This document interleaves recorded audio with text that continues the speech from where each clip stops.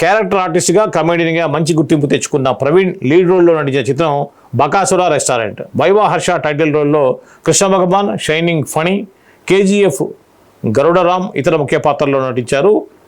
SJ Shiva దర్శకత్వంలో లక్ష్మయ్య ఆచారి, జనార్దన్ ఆచారి నిర్మించిన ఈ చిత్రం త్వరలో విడుదల కానుంది. ఈ చిత్రంలోని బకాసుర టైటిల్ ర్యాప్ సాంగ్ను దర్శకుడు అనిల్ రావిపూడి విడుదల చేశారు. వికాస బడిసా స్వరాలు సమకూర్చిన ఈ పాటకు ర్యాంప్ సింగర్ రోల్ రైడా వికాస బుడిసా ఆలపించారు.